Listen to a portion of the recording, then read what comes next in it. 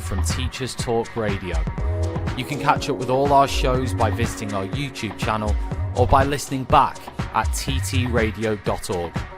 Don't forget to like and subscribe to enjoy more live education conversation from TTR. We hope you enjoy this show.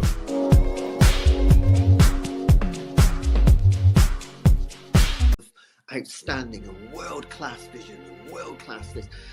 I'm a real leadership geek, honestly. I've spent my whole career reading books and chatting to people. I just find the whole thing and the announcement, the way it's been announced, bizarre. If you could move away from a model where teachers are so intensely focused.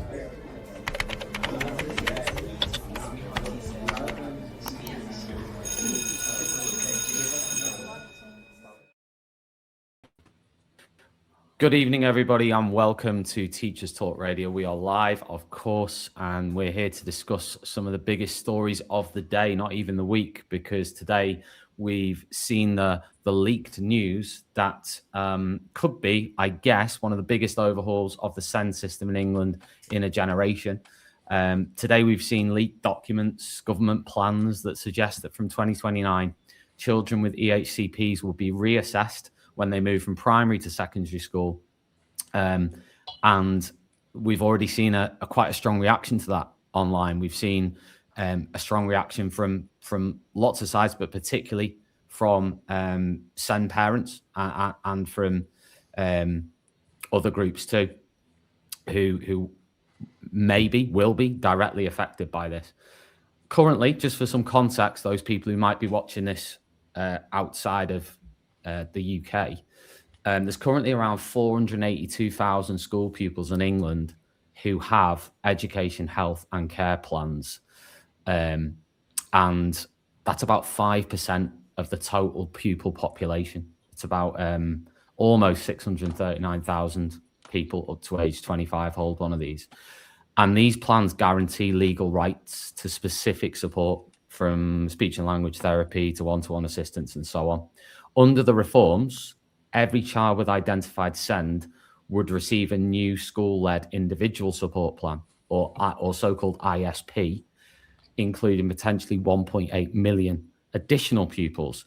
And support would be structured into 3 tiers, so they say. We're not 100% sure on this, but this is what we think. Targeted plus, and specialist. And EHCPs would likely be reserved only for the most complex needs, linked to nationally defined specialist provision packages, as they're called in quotes. And children would be reassessed at key transition points, primary to secondary, and potentially even beyond that. And the government says this is about expanding children's rights. It's about delivering earlier support. It's about creating a more inclusive mainstream system with promises of more teacher training and an inclusion unit in every secondary school. But critics, on the other hand, are already sounding the alarm bells. Disability charities are saying that reassessing children during school transitions risks destabilising vulnerable pupils. Parent groups are saying that it could be a watering down of legal rights. Campaigners are concerned about the tone and manner of the leaks. And we've seen John Severs, the editor of TES today, sort of passing comments on the nature of this leak and how, I don't know if I'd use the term unprofessional, but you can find his tweet yourself and see what he said about it. But he's talked about the manner and the timing of which this information has been leaked.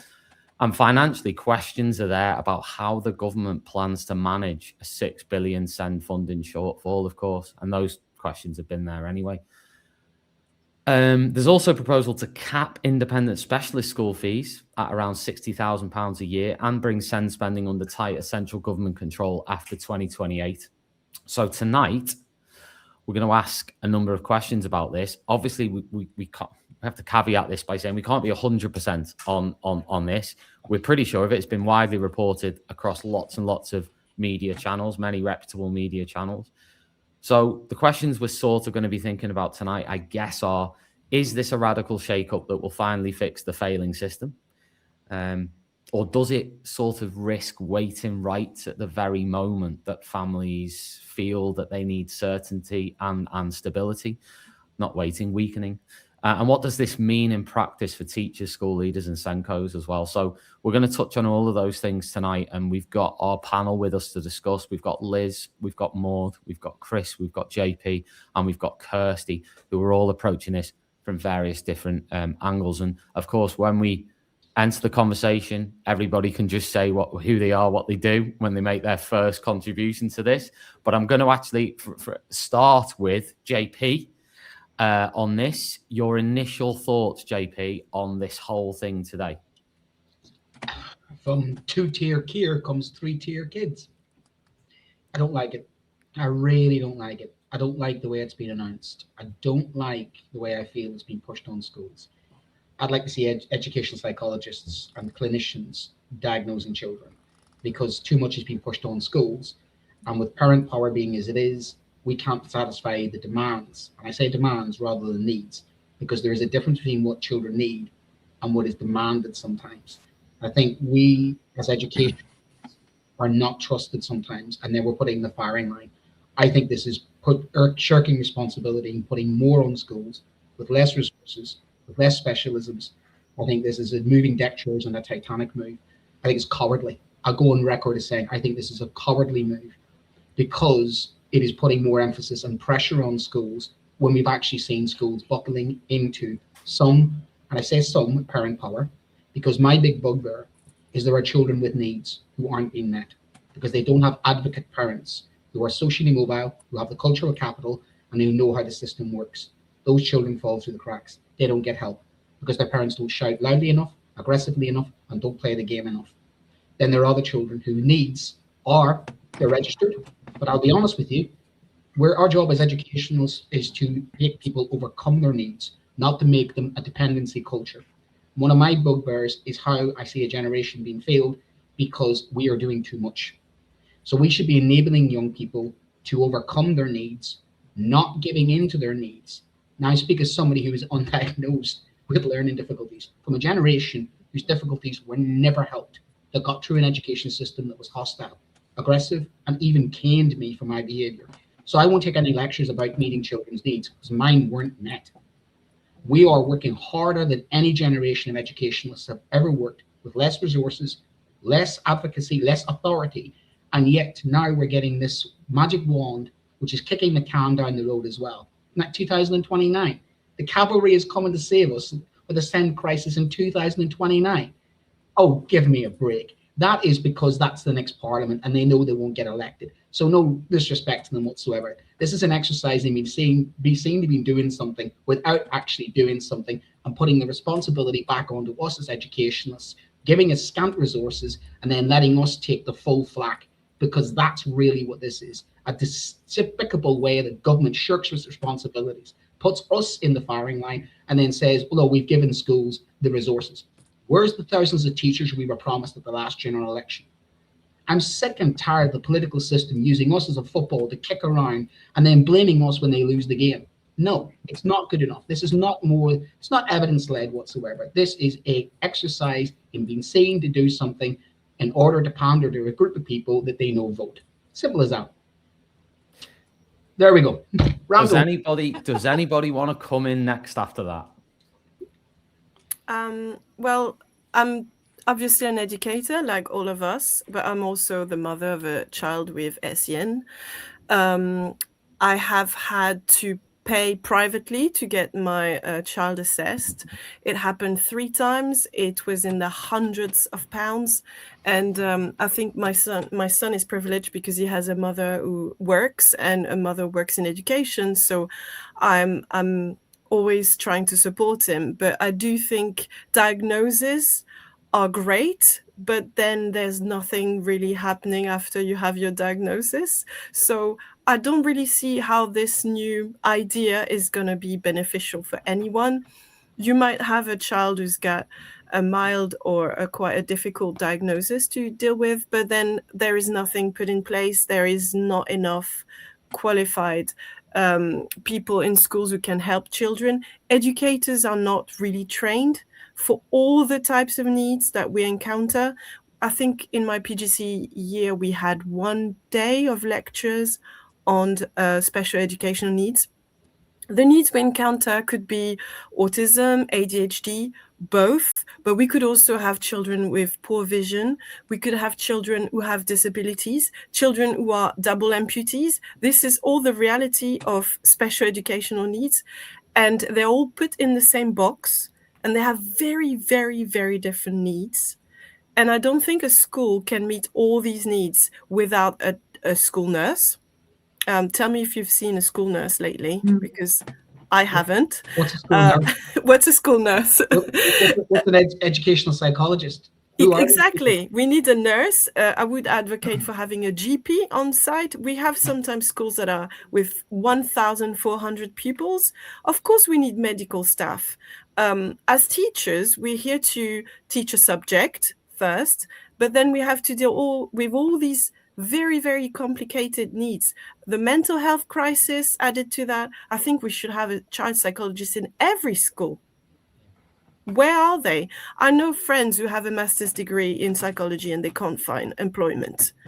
Why can't we create jobs to support the needs of children now instead of trying to diagnose them later on? We already have diagnosis. And also, sometimes you don't need a diagnosis. We just have a need. It might be trauma. It might be caused by trauma. Just with the right help, with literacy or oracy in year 7, you might transform the school life of that child. You don't need to know if they have dyslexia or dyspraxia or just trauma. You just need a person who is there, available, and can do one-to-one literacy support. We need people trained in schools, and we don't need so much interference from the government. It's all reactive, isn't it, rather than proactive all the time. We almost have to be at crisis point before anybody does anything, and then by that point it's too late, and then it's a patch job, isn't it? It's like trying to empty a bath with a thimble. Like we're not achieving anything that's helping anybody. Everybody's collapsing. Parents are collapsing, students are collapsing, teachers are collapsing, schools are collapsing. Nobody stands to benefit, and I don't see how this move is going to make things any better. I mean, I'm a mum, first and foremost, a SEN mum. I've got ADHD myself, so we're sort of a multiply neurodivergent household. And my son pretty much fell out of the education system for 3 years. His attendance was about 20%. And I think I'm one of those, we're one of those families that I feel like it never should have happened to us. My child's needs aren't that great. But the system, you know, I think the way that it's set up at the moment, parents aren't listened to.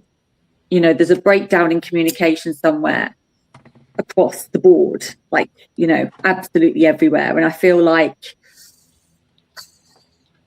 if obviously within school systems, there are systems for parents to address issues, aren't there? And there's the board of governors, and there are sort of some routes in, but I feel like maybe there is something that could be created that could help schools and families get on the same page, like within the local communities. I think that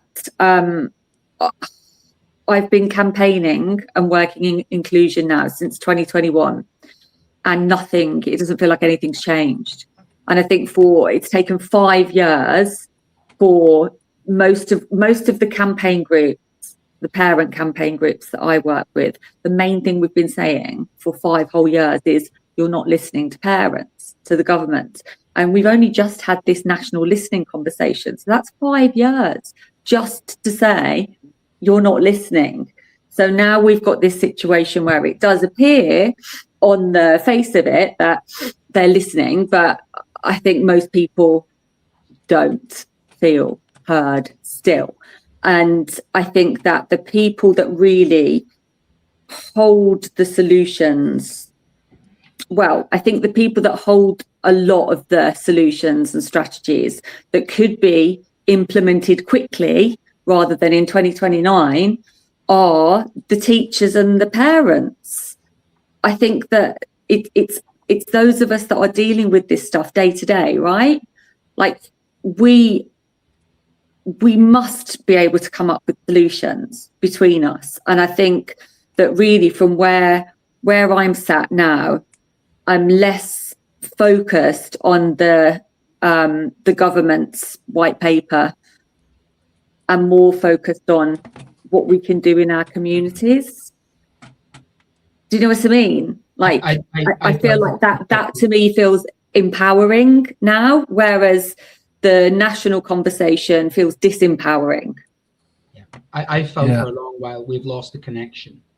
And I'm going to say it, multi-academy trusts, the faceless, bureaucratic, business-like model of schools has lost communities. I served in a governing body of a school, and that governing body, we heard hearings, person to person, face to face, parent to teacher body. We don't have that any longer. We have faceless, bureaucratic individuals. We used to have nurses in school. We used to have ed psychs coming into school. We used to have local councils who were accountable, not just shirking and down the road. There used to be funding. We lost all that human connection. COVID did not help, I'll be honest with you.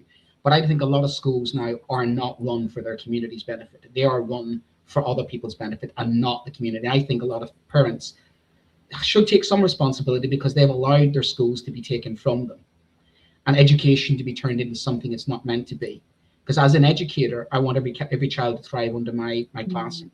And you're right, sometimes we teachers come up with workarounds, which actually means that we're going against our trusts, running risks of being destroyed by those corporate entities, which are now basically more about money than they are about us. We've seen our profession hollowed out, experienced teachers like me chased out because we're more expensive and replaced by individuals who just don't have the same skill set. And that's what we've also got. And I think it comes down to parents. If they fought with us, not against us, the same principle, on the same day. I think you're absolutely right, Kirsti. We all want the same thing. I want the best of the kids I teach. But the frustrations of some parents are directed towards the only people they can direct it towards, and that's us. Because they can't get to the council, they can't get to the government. So we're getting it from all sides. We're getting it from trusts who don't care. We're getting it from parents who are frustrated. We're getting it from the children whose curriculum we're trying to instill is crap. You know what I mean? I'm sorry, but let's no, I completely get it. I do completely get it. It's not fit for purpose in the 21st century. Underlining an exercise book, really? Well, this is also where I stand now with regards to SEND reform, and it's really pretty much where I've stood from the very beginning of it. That it's like I've zoomed out of that already, and I think that what we need is whole system reform. Like to just be trying to fix the SEND system. I don't even know why we're bothering with that really, because we should be looking and going, what is the system doing wrong that so many children can't cope, that so many teachers are leaving the profession? What is going on in the middle of it? Because it's the actual system that is the common denominator there. And the ones who feel it the most, to back you up, the ones that feel it the most are the most vulnerable. And they're the ones that are suffering the most, because the toxicity in the system is driving out people who are vulnerable adults, vulnerable teachers, who are people who also, the other problem is people who speak up are silenced. Parents are shut down, but also teaching staff are shut down. We have a shortage of Senkos at the moment because, again, they're thrown under the bus. They're expendable. We can't get... Oh, my God, exhausted as well, though. Absolutely exhausted. Our poor Senko, I can't, like, it's just an auto reply now on his email, and it's 2 weeks to hear back from him. And I can just, he's just, on one of the national SEND conversations, I only attended one because I was just so cross with it after you know, an hour of my life I'll never get back. And they were talking on that about passing XYZ onto Senkos. I was just like, what? Where are the Senkos that have got time to take on an extra single thing? Like, they are absolutely on the floor. Guys, I'm just going to stop you there. I'm just going to let Chris come in. Chris has waited for 21 minutes to say something. So, Chris, what you're getting used to is... I'm quite used to it. I'm quite used to it. Now to me, I still can't... I can't speak. I was just saying that it takes in 21 minutes, but you'll get used to it. I've also spent 21 minutes at it. It's been very interesting. Don't get me wrong. Look, I taught for 35 years, retired now. But when I was a head, I used to say, and this is a bit of something to cheer JP up. When I was a head, I used to say to the new staff, well, you get through the first 20 years, it's not such a bad job. Look, I sympathise. I'm a teacher. I know what you're talking about. I've heard it all before, by the way. I mean, when I started teaching the big comprehensive of 2000 back in the 70s, the same sort of problems, same sort of issues. And I sympathise. But what I would say, I think Kirsti raised this. She says there's been no change really. Now, I think there has been change. I think there's been quite a lot of change in the last decade. We've seen close to a doubling of young people who are classified as special needs. And 5% are on plans, but 20% are now classified as special needs. And I wonder, shouldn't we be looking at who we categorise as special needs? Are we not spreading the budget too thinly? I mean, there are kids out there who are genuinely got real problems. They need the support. And what worries me is that when so many young people are classified as special needs, the money gets spread too thinly. The area where special needs is growing most of all is the middle classes. It's in the affluent areas of Britain. There's more demand for special needs there. That's where the area is growing. And we see big regional differences. If you go to Tower Hamlets, nearly 7% of kids there are on plans. But in Nottingham, it's about 2%. And you go to the Northwest, compare that with the East Midlands, Northwest 30% higher. There's a big variation. So I think, we need to look at how do we categorize kids with special educational needs? And by the way, we talk about ADHD, you talk about autism. Well, hang on a minute. Elon Musk, hate him or love him, if you like. He's got special needs. In the sense he's got autism. And you've got Richard Branson, he's got ADHD. We sometimes, I think, consider ADHD and autism to be a problem. It isn't always a problem. Isaac Newton had it, Einstein had this, probably Leonardo da Vinci. There are always problems. And yeah, I sympathise with you a lot, but I think I'm a bit more in favour of what the government's doing. We've got to look at the money. We haven't got the money. The country's bankrupt. Where's it going to come from? We haven't got that much, so we've got to focus it on those who really need the help.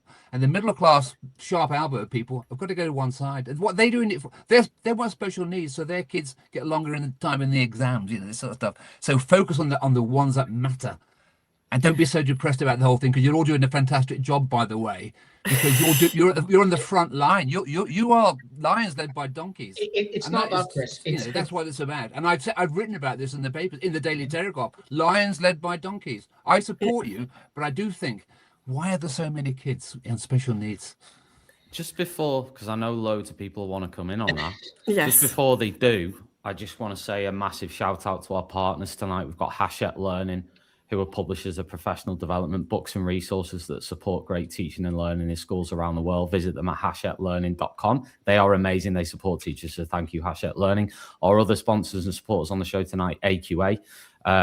They work with teachers like you, combining your insight with their assessment expertise to create resources, tools, training and guidance that genuinely make a difference.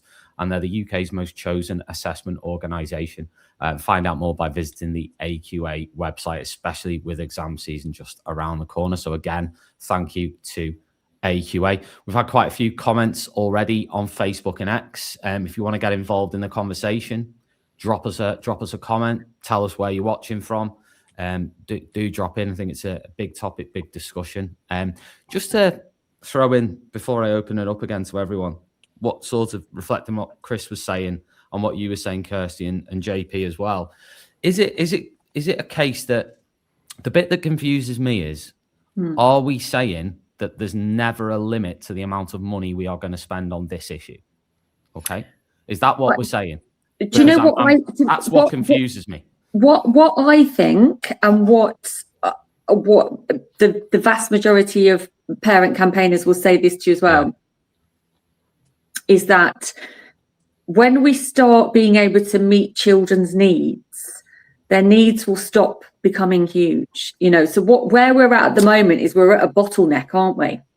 Because since COVID, and we have to talk about COVID in this context, because we sent our children back to school as though nothing had happened, and that was a really brilliant opportunity, that moment, change everything, in fact, you know, because we'd all lived a completely different life for how long was it, like a year? Everything had slowed down, you know, everything had stopped to some extent. We'd all looked at how much learning children had to do. We'd all sort of reevaluated our priorities. Most people had some level of trauma, you know, whether that was extreme because they'd lost people in the pandemic, or whether it was just very low level. Most mental health professionals I know say that they were just approaching everybody with a level of PTS, but without the D. So we sent our kids back into school with no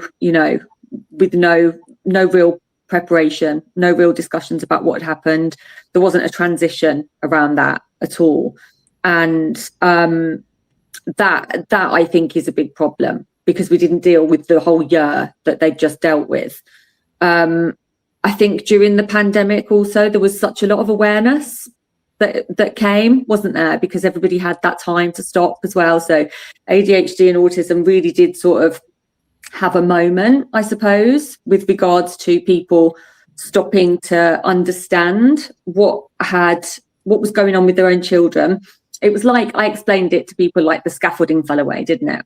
You know, so all of us that were undiagnosed before the pandemic, which I was one of those people, and I survived quite well, actually. I mean, I have stories from my life that I could tell you that are like, you know, crazy, which most people do that have ADHD, have similar stories about multiple sackings and all sorts of risky situations. But we somehow build scaffolding around ourselves so that our lives work. And in COVID, the scaffolding fell away. So there was that big sort of moment of realization. And then when the kids went back to school, I've lost my thread. I have actually lost my thread if someone wants to pick it up. Yes, I think it's good to go back to the idea of money, because whether there's too much diagnosis or not, we need to meet the children's needs. Yeah.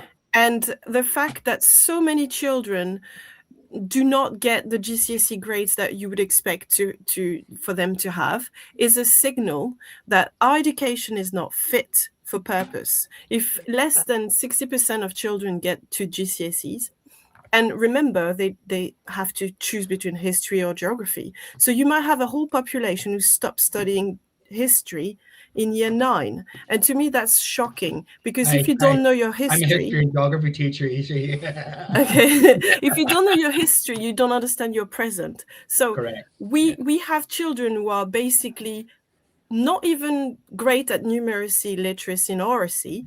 And we spend millions, if not billions, actually billions on education. So the system is not working.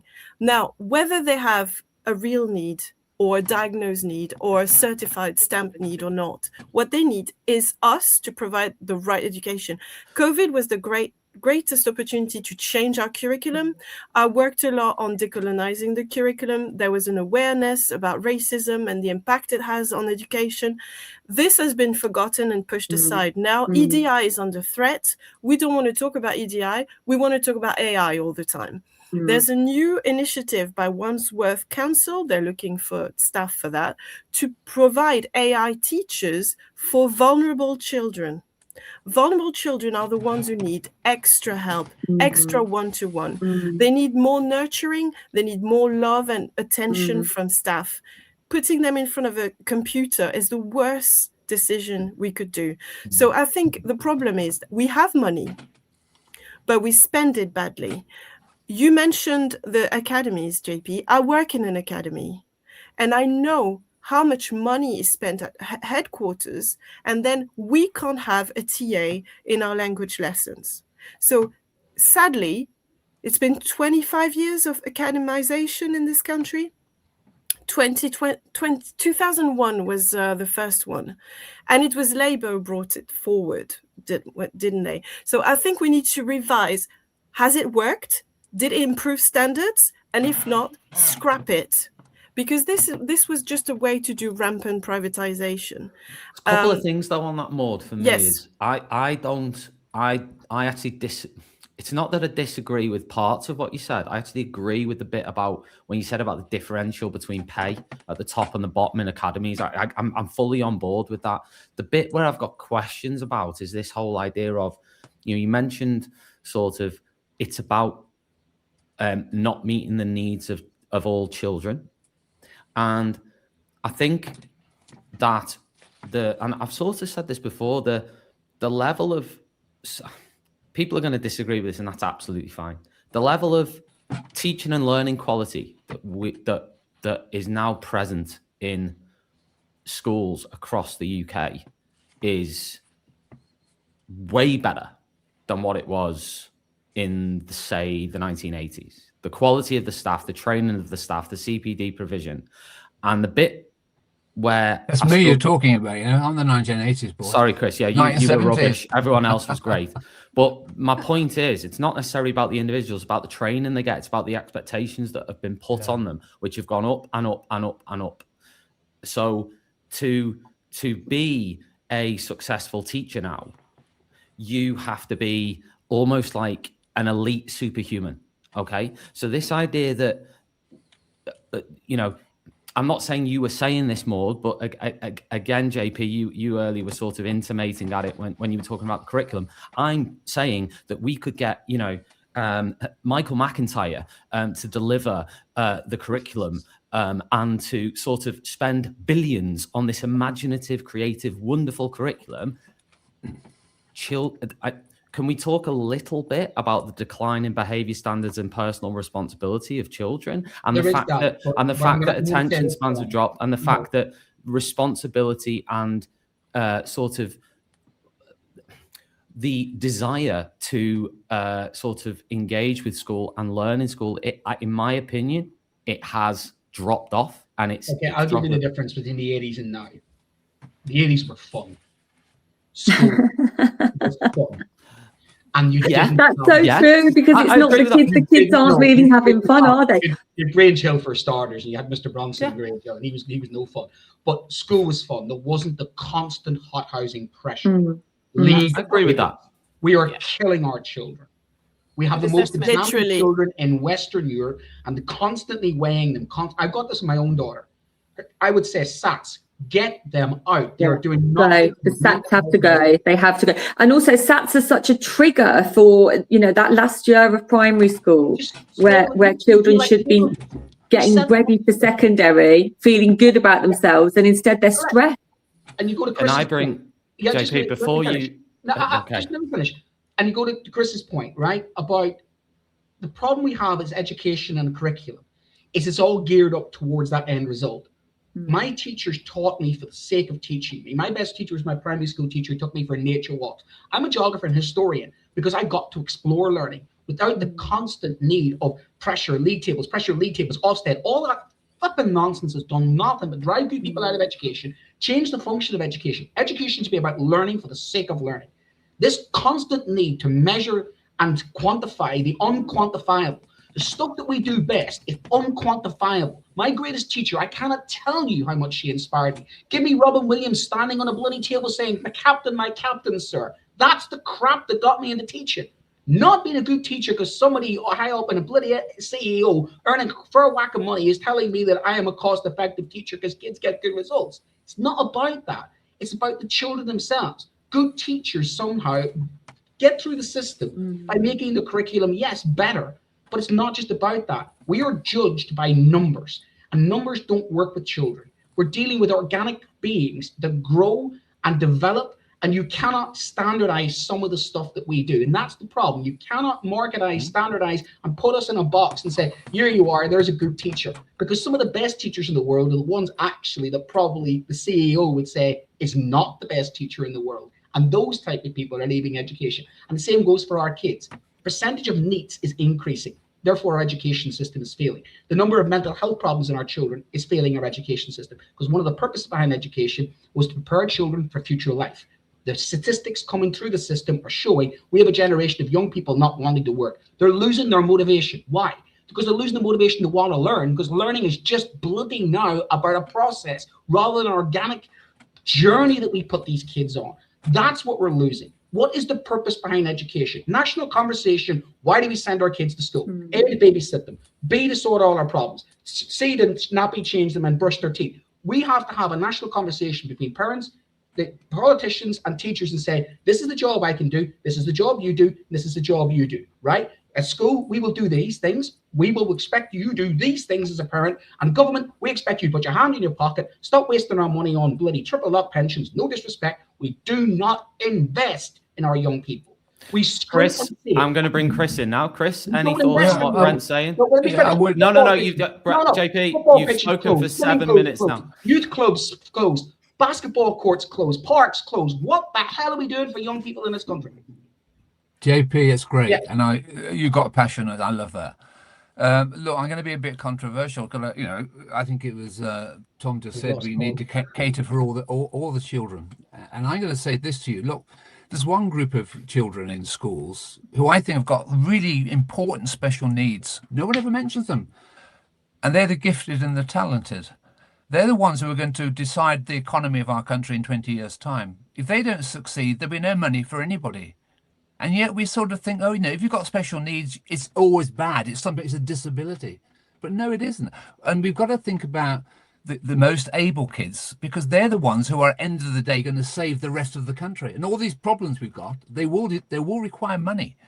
And those kids who are the brightest too often are pushed aside. They're not considered to be so important. Well, maybe they go to posh schools, maybe they go to private schools and they get a bit more time and attention there.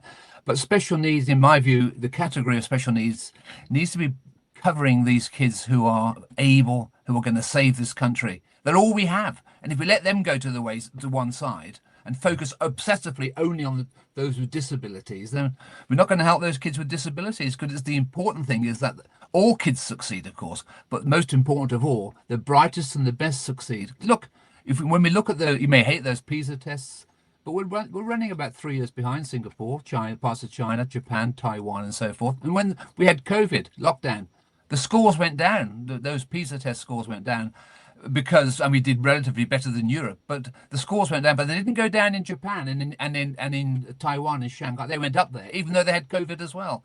We're competing in a world, and these kids are going to have to face up to this world. I went to a talk once at a primary school in London. There was a BBC children's program, and I was asked to debate homework. And at the start of with a union official, at the start of the debate, they apologized to me and said, well, Chris, the kids don't want to do homework. They've said all that, so you're going to lose the debate, but don't mind. Don't worry. Anyway, we had the debate, and they supported me. They said I wanted homework. I said, you should have homework.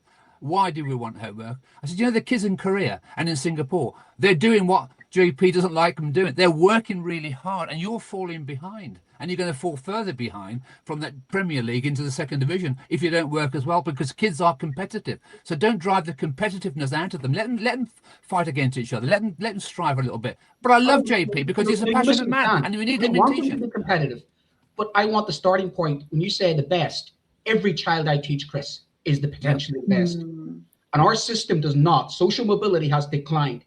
Catherine Bergelson took over social mobility. That only lasted a year. No disrespect to her. Brilliant head teacher, but do that up and down the whole country. Didn't see any of that doing up and down. Leveling up the north. Didn't happen. I am tired of seeing structural, sugar-honeyed, short-term policies. We need a national renewal, because when it comes to our young people, our brightest and best, Chris, are out the door. I've seen some of my brightest and best in the East Midlands off to Dubai, off to Korea, off to other countries. And when you talk about Singapore, how much percentage do Singapore spend on their young people? Their education system gets 3 times the amount ours does. There's facilities. I'm teaching in the 6th wealthiest country in the world with more leaks than the Titanic in my buildings, riddled with asbestos, rack. We have an estate system, a school system, which is absolutely chronically underfunded. And yet we are now saying, why, what's happening all there? We've seen social services chronically underfunded. Get the Sure Start centres, invest in communities, invest in young people. Rishi Sunak said it himself last general election. If there's a silver bullet to solve all society's problems, it would be young people and education. They are our future, completely agree. I disagree with the underfunding, because I've been to academies where they had a brand new building. So there is money coming in. And I'm going to say again, I think it's outrageous that a CEO is paid £250,000 when they could fund 5 TAs. We do not need academies. Yeah, I'm not very good at maths. Yeah. No, I'll tell you, that. let me give you some facts about the spending. And this is the Institute for Fiscal Studies. And we're talking about education spending overall, so it includes primary, secondary, and universities. We between 1950s and about 1990, we increased real term spending by 900% in real terms. And although JP says we are impoverishing our kids by not spending enough, actually we're some of the biggest spenders per head in education in the world. Now, a lot of that does go into the private sector, it goes into universities, but we're not underspending. I believe I've been in India and I've watched kids in India. They sit on a bit of soil on the floor. And you know, they learn a lot. They're working incredibly hard. They want to succeed. I want to know from JP. Vietnam, I want to know Vietnam, from JP when we country, increase they all the haven't got money. funding and when we make the buildings amazing and when we change the whole curriculum and when we get loads more TAs and when everything is the way you want it to be from a material perspective. Are you I'm presuming you're saying that everybody's going to want to learn and all the pass rate's going to go up and behavior's going to improve. I think if you start changing the exam system, it doesn't. Okay, that as well. You're saying that if we do all of that, they give up. And you know how I failed 11 plus. I was made to feel this small. What was the rescuing factor? One of my teachers and my parents overrid my education system, which streamed me at 11 and called me a failure. Now, probably that failure was down to the fact that I don't diagnose neurodivergence, but I had people supporting behind me. We have seen our society in many ways not have the support networks, because I had, and the key word is what Kirsti said, is community. I had a community of people behind me to pick me back up and say, no, you're not a failure, keep going. A lot of our children don't have that. They don't have those networks any longer. We've seen our communities hollowed out. We've seen 14 years of austerity, 15. And no disrespect to the current government, I'm going to discriminate between red and blue because I can't tell the difference at the moment. And they're going to go purple, which is practically red and blue together. When you combine the two together, I can see no difference in the political system, who are happy to use education as a political football, but not happy to fund it. In the last general election, JP, I just want to come back to talk about it. No, it's not about that. It's about value. It's the broken window theory.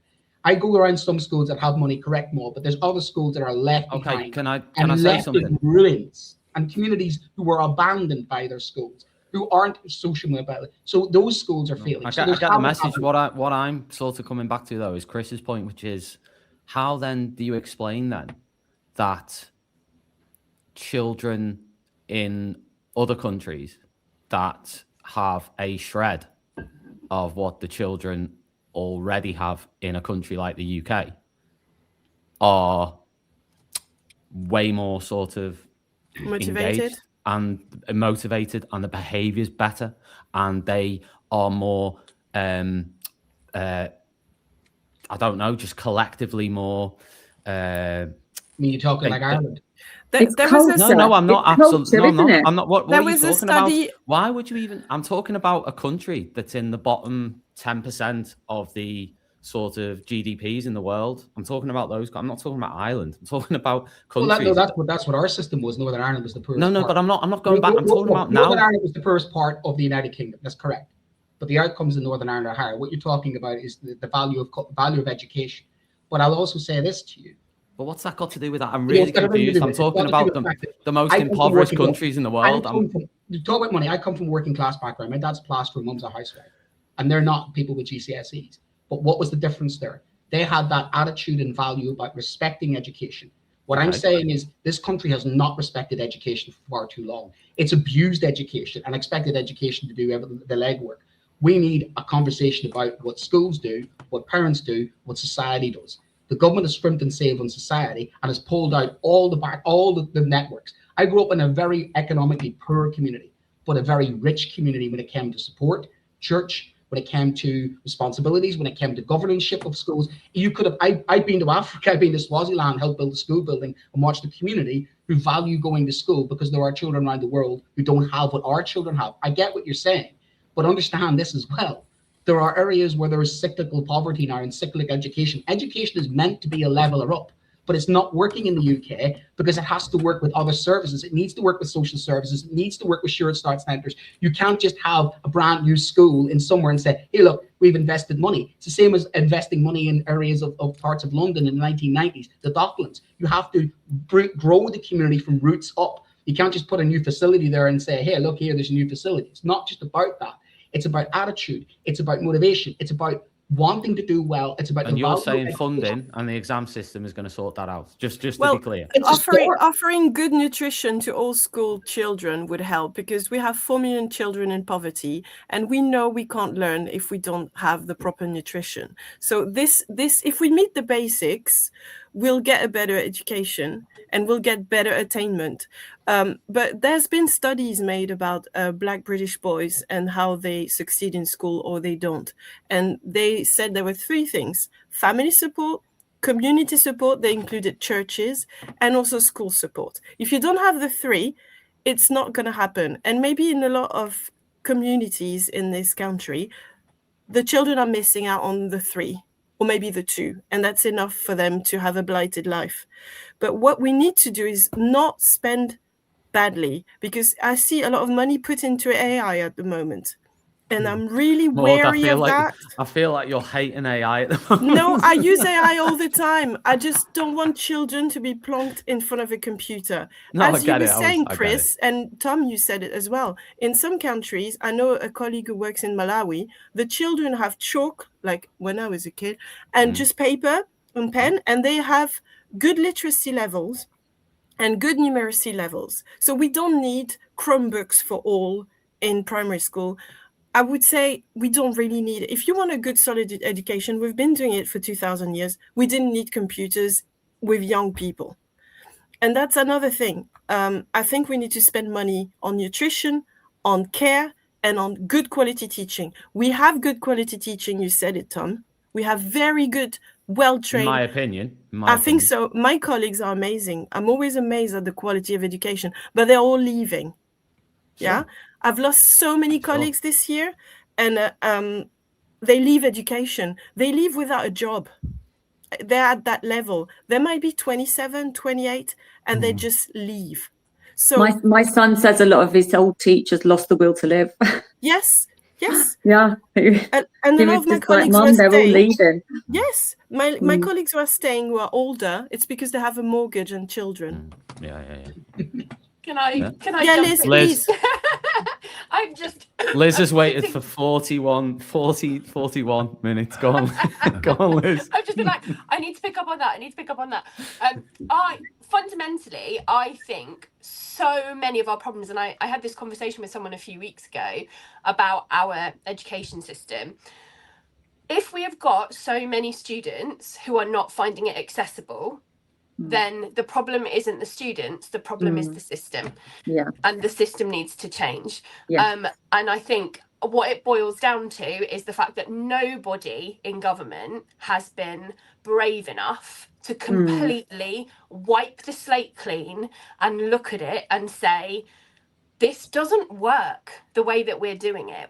Why are we rigorously assessing? You know, obviously, we've had Michael Gove on this week, the educational reforms that came in 2015, and we moved so much towards the 100% exam, taking away coursework, taking away controlled assessment, taking away that modular approach, which actually suited a lot of learners so much better than this absolutely intense pressure at the end. And I think so much curriculum time is geared towards teaching them to jump through these hoops to pass the exam. Teaching to the test, literally. Yeah, and I do that all the time, and I hate myself for it, because I want to teach like JP's talking about. I want to teach in a passionate way. I want people to take my subject at A level. I want them to come in, love my subject. If they come and talk to me at the end of a lesson because a conversation that we've had or a topic that we've touched on, or they've gone away and they've done some research completely off their own back because of something that we've talked about in class, they have learned something. I don't need to assess them. I don't need to make them jump through hoops. I don't need to get them to write an essay about it. If they've gone away and they've been inspired to go away and look at something and come back and talk to me about it, they've learned something. That's embedded in their brain in some way. We have become so obsessed with this exam culture, and so therefore it's increasing mental health issues. It's meaning that lots of parents are looking for ways to help their children who are massively struggling to access this system. And if we totally overhaul the system, I appreciate that's going to cost money, but ultimately, would that be cheaper than trying to patch up all these holes that are and actually just getting easier, because it would be some big changes. And I said this exact thing that, you know, I said almost word for word what you said to somebody else in another interview earlier. It's we need somebody that's going to be brave, that's going to make some bold decisions. We need properly radical reforms, and we need someone that's not afraid of putting their head on the chopping block, because I think everybody is quite terrified.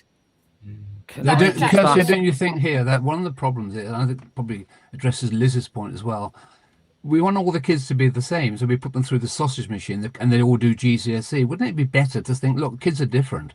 And broadly speaking, you have academic kids who actually would perhaps like a bit of what JP might think is pretty boring, exam-orientated teaching, and other kids who actually we desperately need skilled workers, so they should be doing much more vocational work. And perhaps from the age of 14, you know, we should perhaps be re-looking, forget GCSE, abolish GCSE from the age of 14, and they do it in most other countries around the world, I can say. You go in a vocational pathway or you go in an academic pathway. And both are valid, but we've got a snobbery in this country. I mean, like JP, I was 11 plus failure, and I was 11 plus failure, but according to Mensa, I'm in the top 2 or 3% in the country. That's how crap the 11 plus was.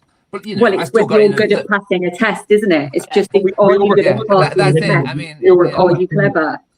And I think I needed an academic education. I got one. I went to grammar school at 13 and so forth. But I really do think we should look at the rest of the world and what are they doing and to be successful. And they are not all going through the same pathway. You want a vocational pathway and an academic path at the very least. And therefore, we don't. Some kids enjoy tests, believe it or not. Not all kids hate tests. Some do like them, and they're the academics. I was probably one of those at the end, but a lot of kids will be far better do vocational courses. And then we desperately need people to build houses, for example. We need roofers, we need plumbers, we need electricians, we need all sorts of hairdressers. We need a whole lot of these people, and we're getting them from abroad now. The other thing about us kids is that who are the success story in our schools? Not all failure. White working class bad. Immigrant kids are a fantastic success story. I keep going on. Don't be sorry for the poor immigrants, because the immigrants, their parents are motivated. They really want their kids to succeed, and their kids are succeeding. When I retired, I took over a failing school, chairman of governors and in charge of the trust, and it was we took out special measures and so forth. We had to give the kids breakfast, but one of the problems we had there was the parents, many of whom themselves were badly educated. They couldn't read and write. They couldn't help their own kids. So we are dealing with parents sometimes who themselves were badly educated. We've got a big problem in education. That's one thing we probably all agree on. But I do think having this sort of one pathway for everybody is wrong. And you may not like grammar schools and secondary mods, and I was a part of the victim of that. But never mind, there were different pathways. Just forget about secondary modern schools and think technical colleges, or we want vocational schools. And there's Switzerland, Germany, Korea, China, they all have these, and we don't. I think one of the most important things for kids is to feel like they're good at something, you know? Yeah. And that's right, absolutely right. And then they don't get misbehaving, do they? 15-year-olds studying Shakespeare, and I'm a massive fan of Shakespeare. 15-year-old not interested, perhaps. They want to become a roofer or an electrician or whatever. And then you get them switched on because they're going to get a job at the end. I want to be a bricklayer. My mum said to me, get yourself a trade, Boris. That's what you wanted to get.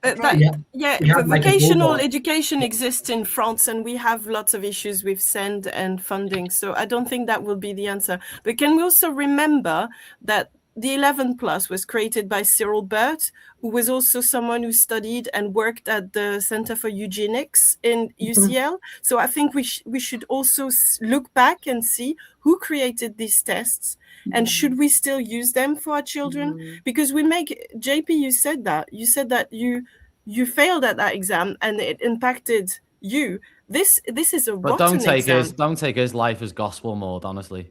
No, I won't. But I'm really against, separating children on, and also the Cyril Burt had dodgy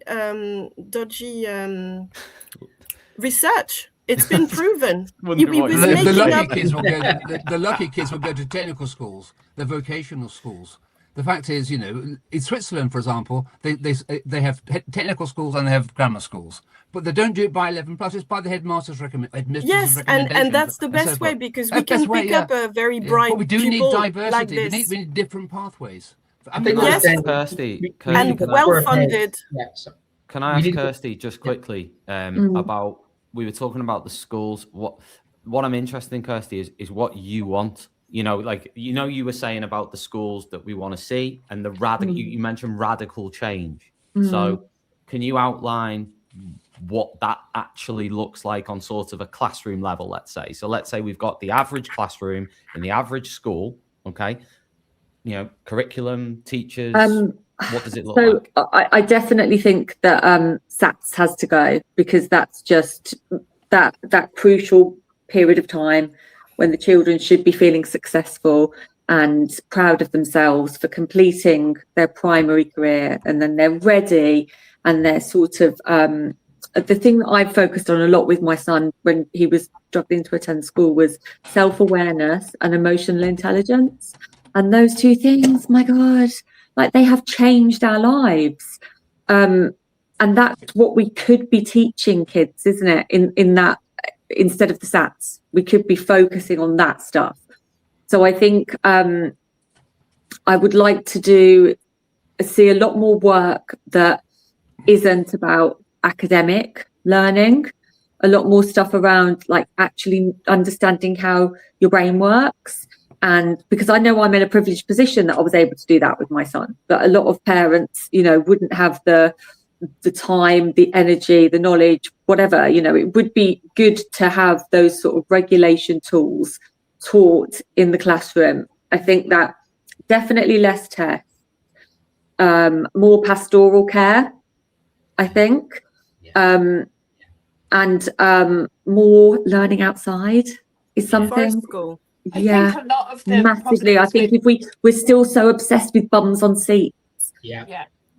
And that to me is like the first thing that needs to go alongside the tests. Like, my thing is, if we want to get our kids into school, maybe we need to get them out of the classroom. That doesn't mean to say not learning. Like, they're learning everywhere, aren't they? If, as you say, if they've got, you know, the people that have made the biggest difference to my son, well, himself, you know, first and foremost, he's done brilliantly just on his own with his own self-awareness. But it's those teachers, those brilliant teachers that he loves his quirky teachers, the teachers that he feels like he can relate to them, you know. Yeah. Well, that's true. It's always about the quality of the teachers, and that's the most important thing. But look, kids running out of school, well, let's think Lord of the Flies style. You know, that's what kids can do to each other as well. Don't forget, it works both ways. It's a novel, yeah. Lord of the Flies. But and there was an actual case with children who were on an island and they were working collaboratively and they all survived. They did the opposite. But we have an island we live on where there's knifing and there's a breakdown of culture of morality, if you like.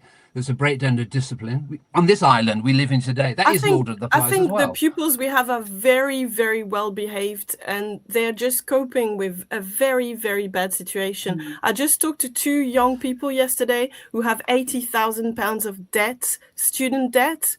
And I was appalled because I thought if you were born in Italy, in France, in Germany, you wouldn't have that amount of debt. So yeah, we do need to spend on our pupils and our children, but we should never make them pay for their education. I think it's appalling. Yeah. Well, that would mean, of course, are you saying behaviour is good then in school? Yes, now in my school it is. And you know what the sad thing is? That across the board, though, not in your school. I'm talking about across the board. I don't know, but there's a big backlash now. I see it in many academies. They go into a military way of teaching. And sadly, behavior improves. What does that look like? They're just it looks like slant. You know, these top people, mode, we call it in my school. I was an Ofsted inspector. And I find that I got on pretty well with the teachers I met. The teachers in these schools, you know, these academies, which you don't like, some of you don't like, they're just like you. They just want to get on and improve the best they can for the kids. Don't make them into some of them alien beings. Their method is akin to what we do in a workhouse, and that creates mental health issues. I see it in my pupils. They are well behaved, but they're masking, and I don't want to increase the level of depression in young people. Well, we're top of the league for that, aren't we? But if you go to South Korea or Singapore, which are hothouses, and you look at the PISA evaluation of mental health there, it's actually very high there. So how come you can have kids who are actually in pressure cookers actually can be quite happy with life, and our kids who are in a much more liberal environment aren't? Those societies are not comparable. It's a different culture. They compare. sometimes have only one child. Parents are really, culturally, if you have an Indian family or a Japanese family, it's completely different. I'd rather look into Scandinavia and Finland, where they're very relaxed. You go to Scandinavia. What are the Swedes doing this week? They're going to get back to textbooks, and also I agree with that. You go to the Netherlands. You go to Finland. What are they doing? They're saying we need to integrate these special needs kids into main schools. There was a case in the paper not so long ago where there was one child they picked up who every day costs £950 to put in a taxi to go to school. Now that's a waste of money. I have a friend who does that. He drives kids. He lives in Ramsgate and he drives special educational and who's needs who's going to pay for this? Well, it's the taxpayers. Money. Dreams are free. Reality costs money. Can I just like devil's advocate, right? Yeah. If there were spaces for the children close to home, in local schools, wouldn't be necessary. yeah, if the needs could be met. But then they should expand the schools close to home. Rooted in the community and not run like a business, owned and run by the community, with community invested in it. The kids knew that school was their school. They had pride in their school. I look at both sides of this. I can say myself there's a degradation of British society. Well, I just look to the top. Banking crisis. Who's just been arrested today? Is that a kid arrested today? No, that's the future heir to the second in line to the throne a couple of years ago in this country. Banking crisis. That wasn't caused by our kids. I look at the actual decadence of the society, and it's not our young people that have failed us. It's not they're paying for it. They have been failed by every institution, from church to the banks to everything. And they look at their community that's just been abandoned, our wasteland. Their football pitches closed, their basketball courts closed, the disinvestment, and literally the race to the bottom. While wealthier get wealthier and the poorer get poorer, and yet education is meant to be a social leveler. I have £6,000 in Derbyshire, where they have £10,000, £12,000 per pupil in the likes of London. How is that fair? We have a north-south divide. We've got divides within divides. We have societies within societies. Education should be what it was for me, a working class kid who got to university, who failed 11 plus, with social mobility. From and a very didn't have humble student background. debt, I assume. Now, the next generation coming behind me, that door is closing, the ladder is being pulled up, and it is really getting worse and worse. And we can say that these young people today, I don't buy into the young people today, because Socrates said it 2,000 years ago. We get every generation to say, you see, your generation, Chris, was called, punk rockers in the 70s. You were mad. My generation had violent video games, and Freddy Krueger was going to make me like that. And these days we go, oh my God, social media is turning kids into monsters. Although, JP, can I just caveat that though? Whatever generation you want to look at, there's 5 teachers needing medical treatment at the moment per day in Scotland from being assaulted by kids. So if you're saying, are you saying that in the 40s, 50s, 60s, 70s, 80s, 90s, and early 2000s, there was 5 teachers a day being assaulted? No, there were probably 5 kids being assaulted by 5 teachers. Yeah. I'm just asking on that point. No, let's go the other way. Yeah. I got bloody well chained and humiliated by my headmaster. But I don't that's, like the fear. can we just focus on... No, I'll go back to the fear. Okay, because that's a misequivalent, isn't no, it? It's not a misequivalent. Isn't it? One of the reasons why our young people act like this, and I've got a psychology into this about fear. Our young people don't have life experiences, and school is not encouraging those life experiences. So go back to what Kirsti said. I got compulsory swimming lessons when I was a kid. There were playing fields when I was a kid. There was places where I could go. I was let out of my bedroom in the middle of the troubles. My parents let me go on play on the streets without health and safety police coming and arresting me. Kids these days get it from everywhere. During COVID, my generation wouldn't stay inside. This generation was happy to stay inside during COVID. Curfew. You're joking. We were out running the streets playing football to all hours. We were on building sites. We have basically enclosed our children in a bubble. They go to school in a bus. They have their earphones in. We're not giving them any life experience. Didn't they want to stay? Didn't they? Isn't there a real attraction of being on social media and being on phones? So a lot of them didn't want to do that. They would love to go to the pub. And they want to learn something. It's too expensive. I talked to 16-year-old kids just this weekend, and they were telling me it's 10 quid to get a packet of crisp and a drink. So obviously they can't go to the pub. There's no more youth clubs, and there's no clubs where you can go and party. We had rave parties in the 90s, remember? And we would go in a field, there would be a sound system. No one bothered us. Squats, gone. David Cameron stopped squatting. There's no space for young people unless they're rich. But even if they do express some big statements coming here. Even if they do express themselves, it's shut up, you're not wanted. We don't have the love. And I know David Cameron ironically said hug a hooey. We don't have the love for our young people, and they know it. This is why we've got a mass exodus of our brightest and best. Off they go. They talk about the immigration coming in. No one tells you that we're losing our brightest children, and they're leaving the UK. Chris, do you agree with what JP and Maud are saying? Yeah, I mean, what advice would you give to a young child today, or a 16-year-old, 18-year-old, emigrate, get out, because it's no good here. There's no possibility, there's no prospects here for a lot of young people. I understand. I mean, 250,000 left last year. And when we talk about immigration figures, net immigration, we forget a lot going out. So it's, the country's in a mess. But my own view, and I've been here before, we had the same arguments in the 70s and 80s. We're all pretty fed up with things. Nothing really changes so much. But I mean, and I have a lot of faith in young people. They have got mostly great spirit. They want to get on. They want to be competitive. They want to do things. And we mustn't get so depressed that we drive ourselves crazy, Teachers are doing a great job. Kids are brilliant. They're just being failed. Well, they're not all being failed. A lot of kids, the best results we've ever had, even after COVID, we locked the schools down after COVID, and we've got the best exam results in our history, which of course is fake. We know that, but nevertheless, that happened. So we close the schools, we get better results. How about that for a solution? Hey, we did COVID. We closed the schools down, and the GCSE and A-level results went through the roof. How do you explain that? Because our exam system is already a failure because it does not achieve equality. But Chris, isn't your main focus though? Everything you said relates to the exam outcomes. Everything you've said relates to the exam. I'm not actually disagreeing. Kirsti doesn't like SATs. I love SATs because just as when kids go to the dentist, they benefit from that. Kids who fail SATs are the ones who benefit because they can then be helped. No, they're the best thing ever for SATs. We want more SATs. We want more tests. My wife is a clinical psychologist. My wife's a clinical. Hang on, JP. Can Chris just finish his point? Yeah. Just before you come in. I spent half my career in big comps, and also worked in the private sector. In the private sector, they're getting tested every day, every week, and they're running the country. Why can't the ordinary kids in the local comp or the local primary school have tests regularly so that the SATs aren't such a big thing? It's the teachers who wind their kids up about the SATs. Just give them the SATs, give them tests all the time. It's not though. It's not. I think most teachers make it so that the kids are as de-stressed as possible about the SATs. They tell them that it's nothing to worry about. You can tell kids that things aren't, not to worry about things all you want, but sometimes the more you tell them not to worry about something, the more they're like, oh my God. They pick it up. A lot of kids like SATs, by the way. There have been surveys which show half the kids like SATs. They're good. Have more of them. They like them. Some kids don't like them, get stressed, but the teachers get most stressed and they pass it on. You need more tests so they get used to them.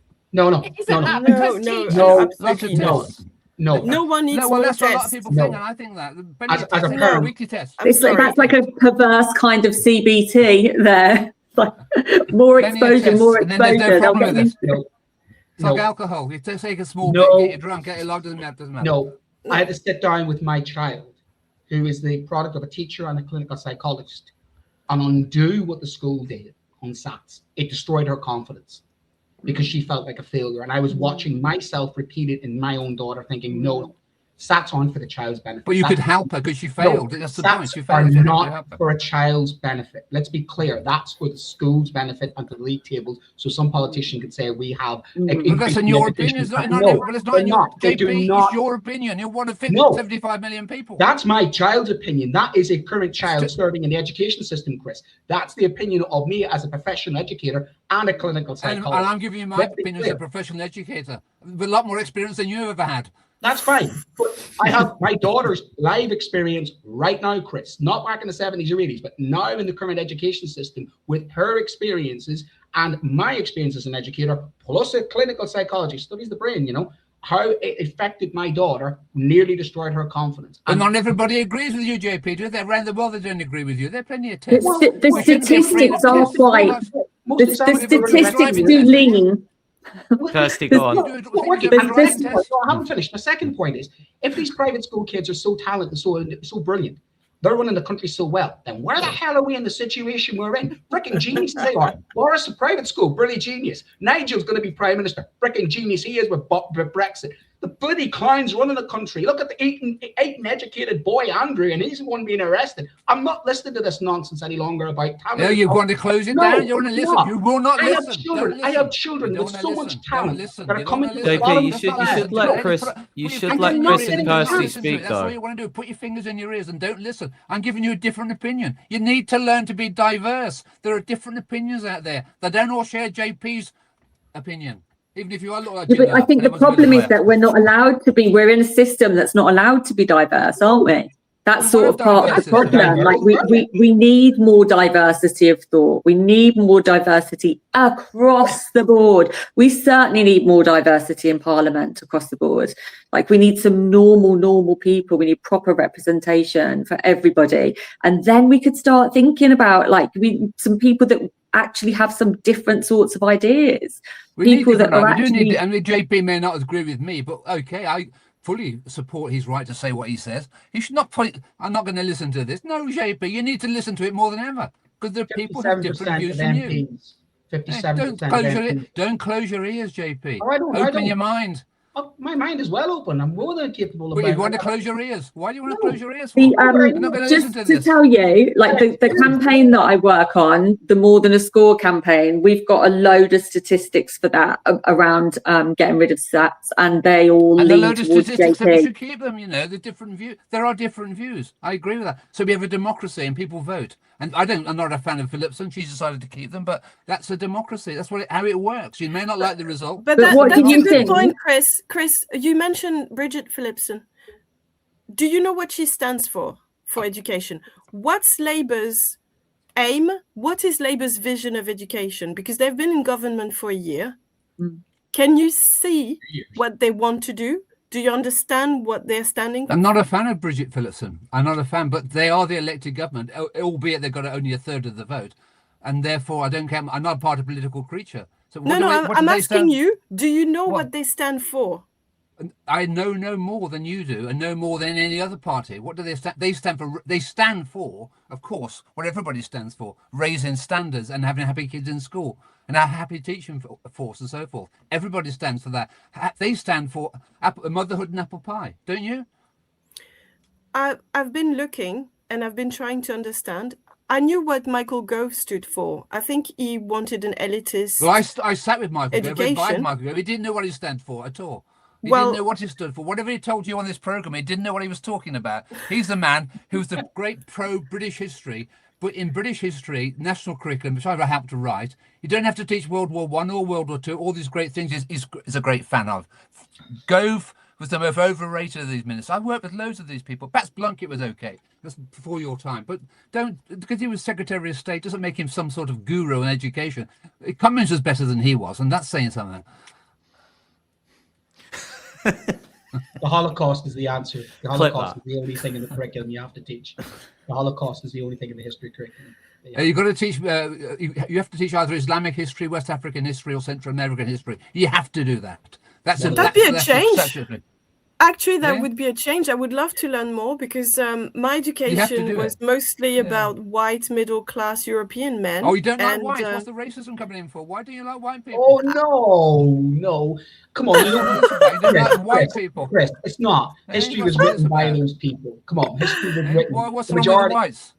It's not that. What's wrong with the whites? JP's a white chap. Yeah, but whites are okay. We didn't count. JP, I might be white, but I was second class when I grew up, and you can hear the accent. So that I'm inner city Birmingham, mate. So Oliver Cromwell about that one. Class stuff. You're I'm a posh lad. No. I went in education to level the playing field. I went in education so that students could follow what the route I took. My problem is that route is closing. I'm seeing the opportunities drying up, and I'm seeing a generation being denigrated and excused. When you said earlier on about kids turning to knife crime, the bulk of kids I educate don't turn to knife crime. But yet this news stories amplify how bad our kids are. Our kids aren't as bad as they're made out to be. I said that. They're not bad. They're not so bad at all. I have great faith in our kids. But they're scared. They're a more scared generation than I've ever come across. I think adults are scared as well, aren't they? I mean, let's face it, the whole population is afraid. And I think they get scared. Yeah, I agree with you. And the SEND stuff, I think, comes from that fear of my child losing out, and because there's such a pressure on now, because there's two income households. It comes down to how I grew up, as I say, with very much freedom, not to be pushed. But our kids are over pushed. They are hothoused. They are constantly now. Well, who are the kids? Some kids are. Some kids are. I've got a lot of kids who feel they're not, even the brightest. You talk about the brightest, Chris. I had a bright child. No, they are. Going to determine your future aren't stretched at all. Well, the kids who get the bright kids, the able kids, they're not stretched. They do homeschooling instead. I had HECSEs. They're currently studying 12. They've got more to learn. They've got more pressure on them, and they're put under more pressure. My teachers. And some kids don't think that's enough, so they get homeschooling because they're not getting stretched, and they're going to determine your future. Those kids, because their parents want the best for them, and that comes from a good place. Because the same as the SEND, that's why I don't condemn some parents when they want the best for their children. They want to game the SEND system because they feel they need to give their I think I've got to address this because I don't know any parents that are gaming the system. And I'm going to tell you that is an absolute 100% stone cold fact. From where I'm at, but I'm not saying nobody is. I'm not saying nobody is, but I'm saying I know no one that's doing that. Absolutely no one, and I am quite established in this community. And I speak to people all over the country, and I think that when I lost my thread earlier, what I meant to say was, after COVID, and we had this big surge in awareness, and we also had a level of trauma. At that time, there was no support. And then the wait lists exploded. Then no one could get access to CAMS. The local authorities, don't even get me started on the local authorities, because there was no sense of urgency to help any kids there either. So what's happened is we've gotten into this, right now it's a bottleneck, isn't it? We've got all of this, it's like everybody's been pushed up to where, and it's sort of, we are at this point now where, as you know, it's fit to burst, the whole thing. And that's why I think it's not a SEND issue anymore. It's a whole system. It's systemic. But the kids, the families, we're all doomed. The families are not gaming the system. The families are desperate. They're absolutely desperate. The middle class parents who are gaming the system, they are gaming the not system. True. Can I just pause for a second? I'm going to ask Chris, Kirsti, and anybody else who wants to come in a minute on that. Just before I do, I just want to give a shout out again to Hachette Learning, who are one of our supporters and sponsors at Teachers Talk Radio. Thank you, Hachette Learning, for supporting these sort of conversations. And you can find out more at the Hachette Learning website, hachetteLearning.com, and buy a book, guys, because they've got some amazing ones on there. AQA support this show as well. That's why they work and support the profession with the exam season coming up, and they're the UK's most chosen assessment organisation, and they're focusing on helping teachers feel supported and ready during this period of time. And of course, head over to the AQA website to find out more. I just wanted to ask Chris, because you were talking, I'll let Kirsti come back as well after this, and anybody else, but I wanted to just go to what you said, Chris, about the gaming. So I wanted to ask you, A, do you think there is gaming? And B, what are you saying that looks like? What does that mean in practice to you? In the actual real, how does that present? Yeah, when you look at the last 5 years, the biggest increase in terms of special educational needs has come from the more affluent areas of the United Kingdom. And this is not what we would expect, is it? I mean, this is the point. We wouldn't expect the affluent areas to have more special needs, but they have. There are advantages in having a special needs designation. I gave an example, which is that you have longer in an examination. If you're mixing with middle-class parents... Hang on, Kirsti. We'll just let Chris finish his point. So the parents who've got the push, who've got the motivation, tend to be the middle classes. Their sharp elbows they've taken the money away from the kids who are most deserving. Now, I'm not pleading for the middle classes. I'm opposite of that, of course. I'm saying we've got a limited budget. We have to live in the real world. We've got limited budget. Give it to the kids who really need it, not to the middle class kids who maybe have a problem, or maybe they don't, but the parents think they should have a problem.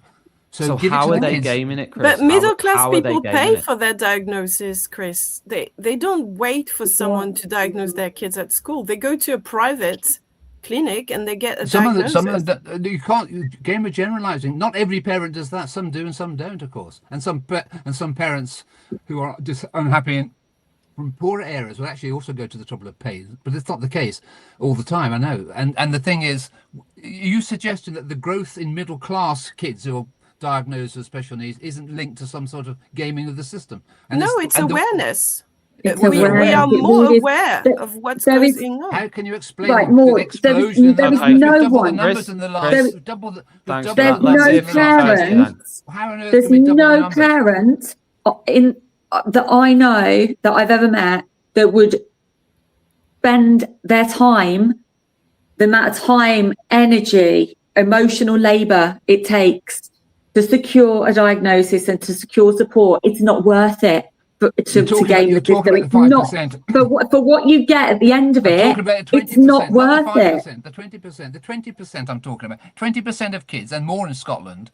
Do I've got you a know designation for anybody? special But educational needs. I know you're saying statistically, but have you met any families that have done this? Look, there's not sort of thing that people open up about. You haven't. No, they're not going to talk about it. I don't talk to those sorts of people, but the figures themselves show that. I don't talk to cheats. I don't have people like that who cheat. I think, Chris, it sounds like honestly, like I totally understand that this is your viewpoint, but it feels like this is, you know, you've read this in a paper or you've read this in a briefing document, or, you know, because this to us, to the parents, to the SEND parents, this is what we would call propaganda. Mm-hmm. You would call because it propaganda.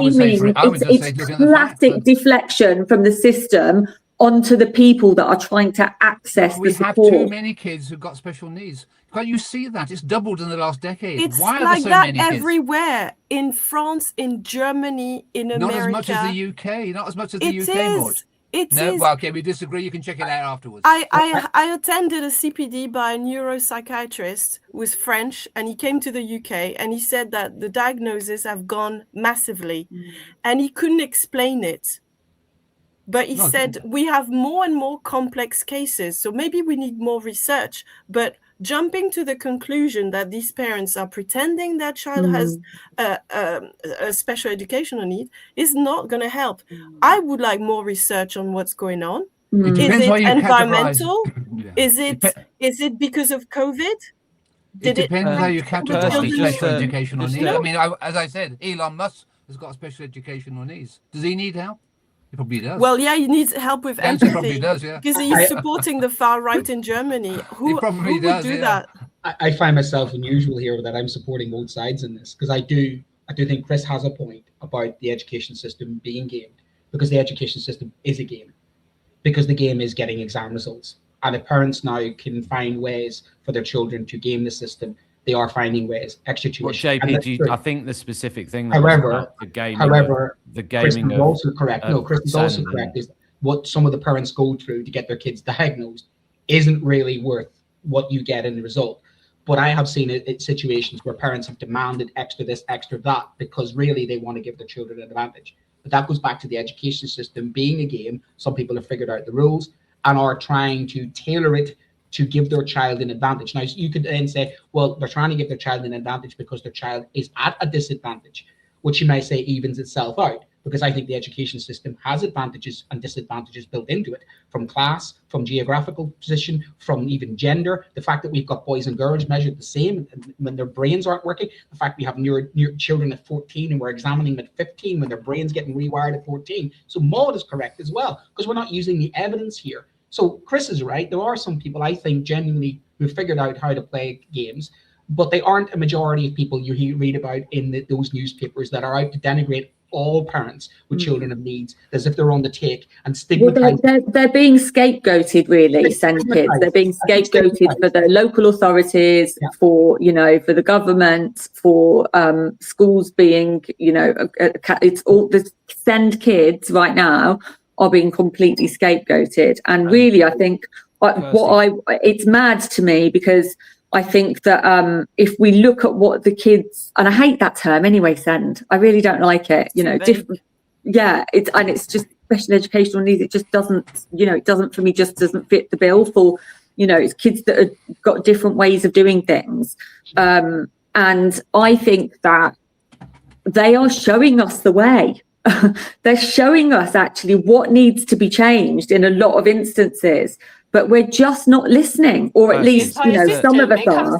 It comes down to that what we've said already. Like, Kirsty, can I just come in with a sort of point to you? So we had a text come in a couple of days ago during the time we were interviewing Michael Gove, and it was a text that come in, and it said that in a person at my school, an administrator at my school, said that they, you know, the text basically said that person had told this person who texted in that they don't know a single person who went to an assessment center who came out without a diagnosis. That's what that person had said to this person who texted us in. Yeah. I'm not saying I agree or disagree with that. I'm not saying... yeah, it's interesting. Yeah, I know. And I mean, there's a few things around that. Usually speaking, by the time people get to the point of going for an assessment, they've got so far along the line already. They've had so many. I'm not even going to tell you how many things they've listed that is pushed them to get to that point. Because even like, for me as an ADHDer, right? For me, even to get to get past that many steps to book an assessment is like an absolute miracle, you know. So it doesn't. I can relate to that. The first thing about I think there's that, isn't there? Most people that are putting themselves forward for an assessment in the first place are already quite high up on whichever spectrum we're talking about. But I do know somebody. I know at least one person that was assessed and was told that they didn't meet the criteria. And I wouldn't worry, because soon they're going to change the DSM anyway, and no one will meet the criteria, will they? Because that's part of that's being overhauled right now as well. The way the criteria that you have to hit to achieve an assessment. But even if we put the diagnosis aside, we sometimes have pupils who come in year 7. The parents might not have wanted them to be assessed. We can tell they have a need that is very specific, and it might also impact the learning of other children. It might be hyperactivity, it might be confrontational or behavior syndrome.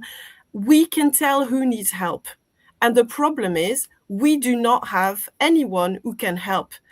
I think the biggest, maybe it's a taboo in education, is that we do have pupils who are not learning in school. I've seen so many children who spend all their time in the corridor because they can't be regulated. They can't self-regulate, and they can't be in a classroom. Is it so sometimes because they can't be bothered though? Or are you saying it's always because of that? If you're there every day on your own, standing in a corridor, are you enjoying your time? Or you're parked in the LRC? Do we have to enjoy No, but I mean, you must feel really awful. No one wants you. Alone. Oh, the head of maths is busy. She doesn't want to park you in her left. We're going to have times where we feel alone and where things are not good and where we're not every day, though. Children should get an education. They shouldn't be parked I agree with in you, a red Kirsti. Like, focus I'm room. not going to disagree with that, but I do think we're moving to a place sometimes. I'm not saying completely, but I feel like sometimes we're moving in that direction of, if it's not enjoyable and if people aren't happy. No. I'm saying they can't be in the room with 30 other kids, because then the class would be ruined, right? Okay. But these kids are still going to school every day, and then they won't get any certificate or anything after 5 years in my...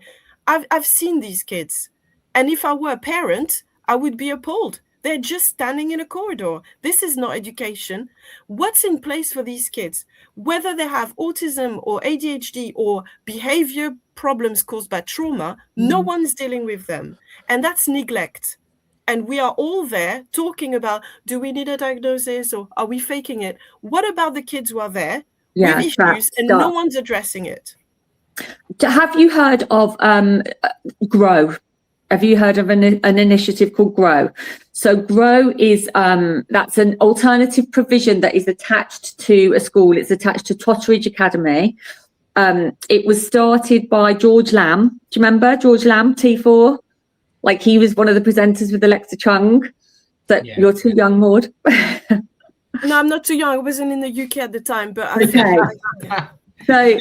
So that is a farm school, and they grow their food, but I don't think it's a school in its own right, though. It's attached to the academy.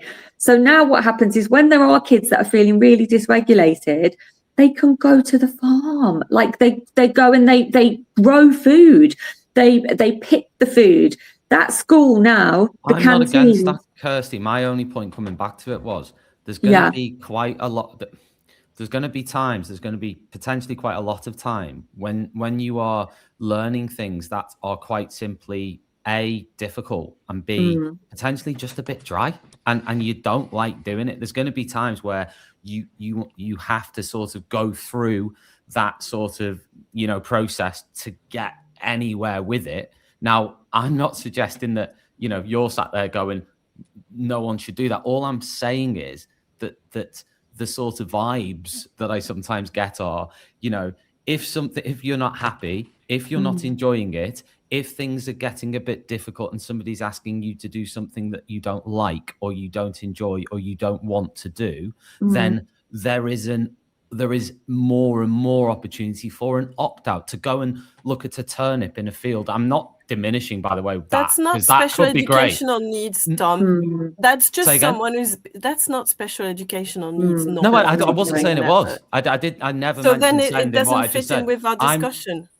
I think what you're saying, because I'm just making a general point about the system and education. Every child. I'm not saying central. I'm saying every child. Arguably, all kids have got special educational needs, haven't they? Maud, how would you define special educational needs? Well, that's a good question, because I live with someone who has ADHD, my partner, and I think it depends if it affects your career, your love, your relationships. Are you able to function as a citizen or not? So, is it educational, that, or is it social? Well, that's the thing. If it's preventing you from experiencing life, yes, it's really serious. So this is a spectrum. But when we talk about special educational needs, we forget that sometimes it could be someone who's got a chronic disease, and they are so that they might be hurting so much they can't even focus. I have students like that. They're super bright, but they have a medical condition and they're really sick. And we might also have children, as I said, who are, who have sickle cell or very serious diseases. It's not always just something that you might have or not. It can be a very clear medical issue. And we have issues in my school. The lift never works. So we've had to carry children down the stairs. It's appalling. We need a school that is welcoming.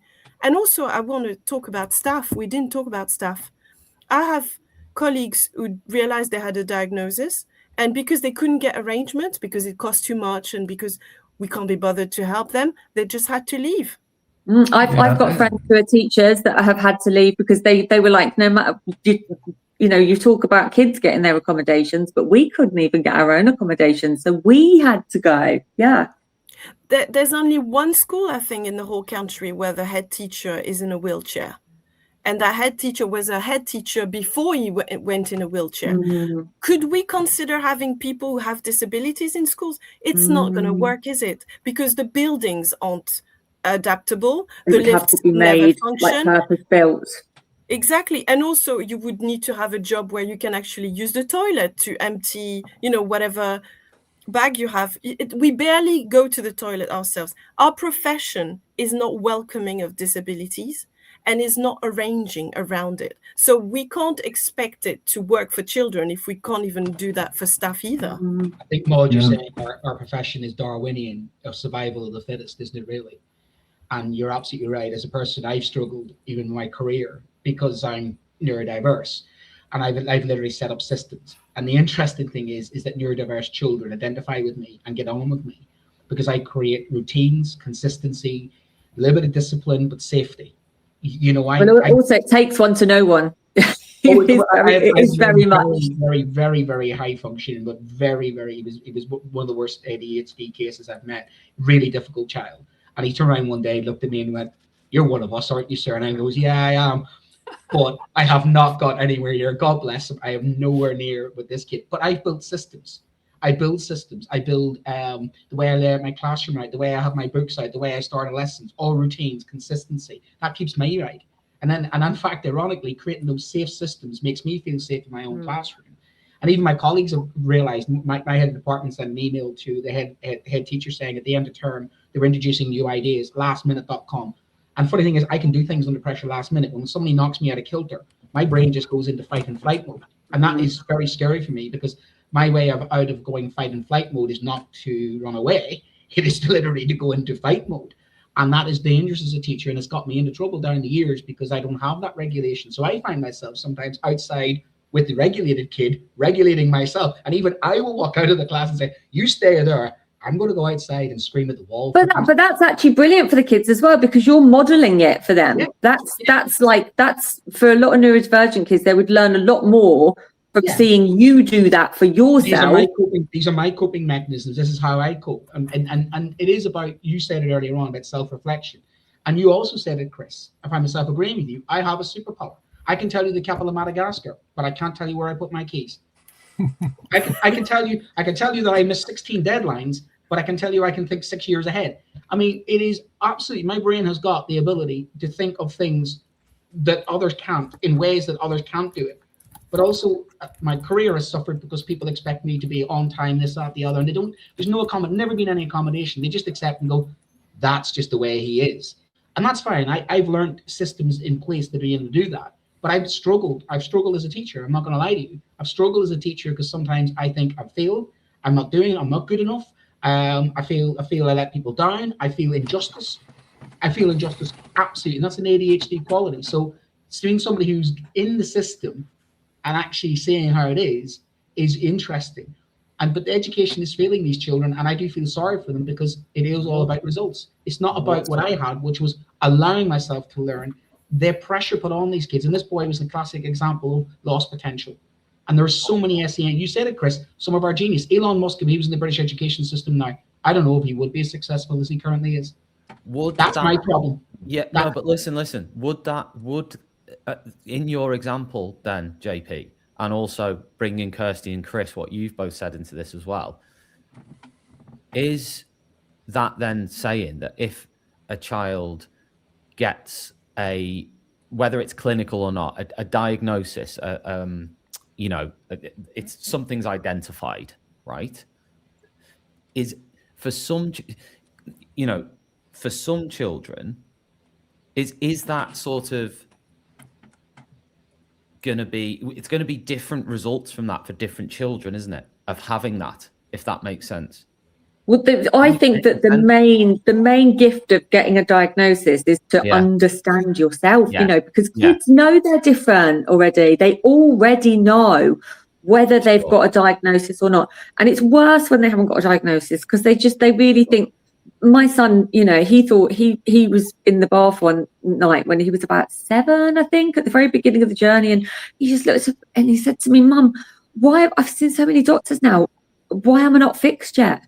And I was just like, for any parent, that's like a dagger in your heart, isn't it? And that was the moment at which I just was like, right, I'm just going to do what I think is right now. And I'm going to throw all of the other advice out of the window, because at that time, which wasn't even that many years ago, the professional advice was not to talk about kids about neurodiversity, because we don't know, because it's just, we haven't gotten to that point yet. But, Kirsti, I said something to finish off, and you can all have a comment on this if you want. I said something that I thought was not controversial the other week, but obviously pretty much everything I say is pretty much seems to be.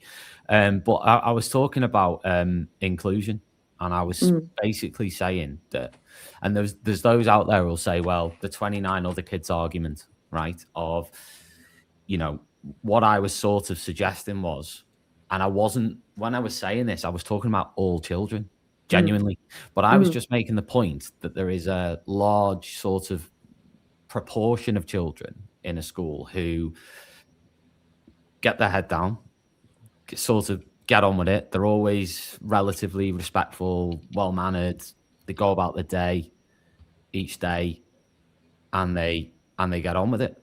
And they are sort of sat in a lot of classrooms where they're not necessarily getting that much attention, and where behavior isn't particularly great, and the teachers are having to try and manage things, and I was just sort of reflecting on that in terms of what inclusion is, what it means, because I think you're going to end up with different definitions of it. I think you're going to end up with some people saying it's about these kids, and I'm not saying people are doing that intentionally, by the way. I'm not saying people are sat there going, I mean, there may be some who are doing that, I don't know, but I'm not saying that. But what I am saying is, in all these conversations in today, 24 hours, that group of children hasn't been mentioned. And what, because they're doing all right already? That group. I guess that would be the argument, right? But I don't see it that way, because every person, for me, is going to have their own life challenges, their own things that they've got to deal with. That might not be what we're talking about now. That could be. I think a tragedy in their life that they have to deal with, which is nothing to do with the way anything we're talking about now. It could be a different sort of challenge. But even if they don't, they have every child has the challenge of life, right? Now, all I'm saying is, I don't know. That was my sort of feeling on the inclusion. I get what you're saying, Kirsti, but I wondered what you thought of that, in essence. But I don't understand the question. What is the inclusion? Was that the? When we talk about inclusion, are we talking about all children? All children have special educational needs. They all do. They all have special needs. I don't necessarily agree with that either, Chris. They do. I don't, because I don't necessarily agree with that either. Why does when I talk about inclusion, I look at it as being, all children, because with the system the way it's set up now, this is like, when I zoom right out on it, when the way that the system's set up right now, anybody that doesn't fit into it, they're failed at best, but more than likely traumatized, right? Loads of traumatized kids at the moment. But when you flip it round and you make it all as inclusive as possible, everybody wins. There's no downside to that. I know we were talking about reasonable accommodations and giving kids extra time on tests. Honestly, just give all the kids extra time. I don't really see what the big deal is. The exams are too time constrained. Right? What is the problem? Just give all the kids the same accommodations then. It shouldn't be, because I think you're right. I think that is an interesting angle, because maybe that's part of where we're having this massive bang of the heads with so many people as well, because it feels like it's unfair, so give it to everybody. That is inclusivity. Yeah, but I think you were saying, Kirsti, to quote you don't think so, Maud? Some are all right. You said some are all right, and some kids who have a disability, they won't be able to use that extra time anyway. I'm thinking of those who have issues with focus. So, giving the same to everybody never is a good. We need to give to the child who needs something. We need to, it's equity. I don't want equality. We all are equal now in the name of the law, and society. I was only using the extra time as an example, but yes, you're quite right. Yeah, what's right for that child? Yeah, what would make it fairer for them? Yeah, it might be someone who reads out the instruction out loud for one pupil, and another one, they would do it in less time. Children are so different. It's really not about. It's about being adaptable, and the system is not adaptable. The system is the clever academics, they do the 11 plus. The others, they can just crumble with the crumbs. This is not good education. I'm sorry. It's not even good for the academic kids, because then they lack social skills and many things. You know, they're hothoused. There's a school near me called Latimer. They have a lot of issues with pupils who just don't really have social skills because they're so academic. You put something on Google Classroom, they immediately go online and do the exercise. It's not healthy. We need also young people who are having fun. We forgot having fun. Yeah, just time to let their brain breathe. It's like doesn't have to be learning all the time. I don't know. I mean, does that come back to the pastoral support, Tom? Greater pastoral support, so that everybody. I have a point about that though. I think pastoral support in schools, I think, is a really stretched resource, because so often the pastoral care is being given by people who are also teachers as well. And I really believe that any pastoral roles in schools should be non-teaching roles. I just don't think that any pastoral care can be given effectively when someone is also trying to balance a teaching load, because you also don't have the flexibility in your timetable either. If you're a pastoral care person, you need to be available all 30 periods of the week to be able to go in and deal with those things. If you're teaching yourself, it's impossible. And the workload that comes with teaching, as it is hard. It's very difficult, and so therefore I don't think pastoral care can be as effective as it should be while people are. But what about if there was a role, like a specific role, like you always see it in the American dramas, don't you? There's always a pastoral. Yeah. They seem to always have that. Whether they do like the head of year, you know, like back in the day, it would have been like the head of year, or you know, I mean, so we had deputy heads of year, you know, back in the day. I mean, in answer to your question, I don't know the answer to that. All I know is that, you know, my reflection is that there is that I've just noticed that sometimes I feel that, you know, we sort of neglect quite a sizable, you know, population of children who are not discussed, are not sort of given that they're not necessarily purposefully ignored, but they're sort of just shoved aside. They're sort of just, you're all right.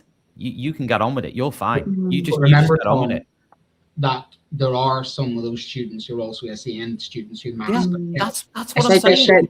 They can attain academically, so they're not, you know. I'm not even, when I talked about that as well last week, I didn't mention I was talking about, I'm almost talking about classroom dynamics. I'm saying, like, you know, it's almost that thing of like that's just the quietness. I'm talking about people who just... I know what you're saying. I mean, I would quote a previous mantra, which when I came into education in 2002, I liked that mantra. I still apply it. Every child matters. So when Chris is saying the gifted and talented students, absolutely, they can sometimes be forgotten. SEN students can be forgotten. The quiet, hardworking, diligent student who never causes a problem can easily be forgotten. Every section in school, you could make a case and say can be forgotten. And that's the sweet spot of a good teacher. And it comes down to what, Kirsti, I think you alluded to, is we've lost the relationships, the trust. As a teacher, I have to be trusted by parents that I know what I'm doing. I don't tell my dentist how to drill teeth. I don't tell my doctor how to be a doctor, but we are being undermined constantly. I'm an educational person. I've educated myself while also being educated. And Chris, Tom, you were right. We are a better standard of teacher in many ways, more aware. But with that awareness comes, I think, the responsibility. And that's where we're being pulled left, right, and center. We can't do everything. We can't meet the needs of SEND, which I know what you're saying, Chris. We can't meet the needs of gifted and talented. We can't do absolutely everything. And we are being completely undermined by government who throw more on us. Every initiative is like, let's do this in school. Knife crime, let's solve that in schools. You know, society's problems, let's solve that in schools. Right. Kids aren't brushing their teeth, let's solve that in schools. SEND crisis, let's solve that in schools. Go back to the very start of this conversation. Government is now saying, here you go, SEND crisis, have that one schools. You sort that little one out for us because you do a good job doing social services, feeding the kids, housing the kids, clothing the kids, brushing their teeth. I mean, come on, we cannot do it. I think this is where parents, families, carers, and, you know, teaching professionals all have to stand together on these issues 100%. And say, actually, this is not going to fly. I think we'll end there because we've run out of time. But I just want to give a huge thank you to all of you guys for spending some time with us this evening. I think it's been a fantastic conversation, some really good points made all round. And I'm sure anybody watching will have taken things away from it, even just reflection points or whatever. So thank you very much indeed. Thanks to Hachette and AQA, of course, for supporting the show. And we'll be back again tomorrow and over the weekend with more TTR stuff. So yeah, make sure you check out the website, subscribe, like, do all those things. And yeah, we'll see you very soon. Thanks everybody, and good night. Bye. Thank you. Outstanding and world-class vision and world-class this. I'm a real leadership geek, honestly. I've spent my whole career reading books and chatting to people. I just find the whole thing and the announcement, the way it's been announced, bizarre. If you could move away from a model where teachers are so